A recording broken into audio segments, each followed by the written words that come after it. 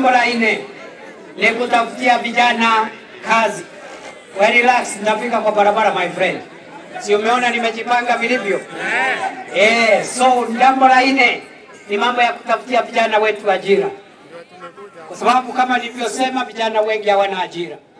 Ndio umeona safari hii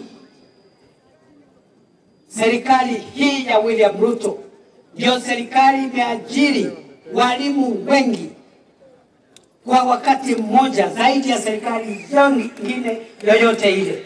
Kwa miaka miwili pekee tumeajiri walimu 76,000, 76,000 teachers in 2 years. Hapo mbeleni tulikuwa tunaajiri walimu 4,000 kwa mwaka, walimu 5,000 kwa mwaka. The last 2 years tumeongeza walimu 76,000 na mwisho wa mwaka huu tutaajiri wengine 24,000 walimu wa primary, walimu wa secondary, tufikisha 100,000 in 3 years ndio vijana wetu wapate kazi. Hii serikali ndio imeandika wahudumu wa afya, community health promoters, ambao wanatusaidia kupima maradhi kule nyumbani. Over 110,000 community health promoters employed by this government.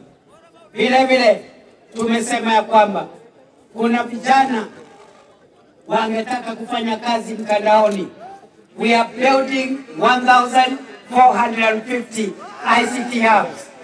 Zile tunajenga sokoni, zingine ziko kwa Tibet, zingine ziko kwa university. We are going to have 1,450 ICT laboratories across Kenya, one per ward, to make sure that our young people get more digital jobs and get opportunities to earn a living. Vile vile, Rais ametangaza akiwa Homa Bay, wiki mbili zimepita, Rais ametangaza ile programu ilikuwa imesimama kwa sababu ya ukosefu wa pesa. Programu ilikuwa inaitwa kazi kwa vijana, ikaitwa kazi mtaani, sasa tumeirudisha, inaitwa Climate Works, kazi mtaani. Na hiyo program imeanza, tunasajili vijana kwa program ya kazi mtaani Climate Works. We are going to employ across Kenya in all the 47 counties, in all the 482 sub-counties, a total of 113,000 young people through Climate Works, kazi mtaani.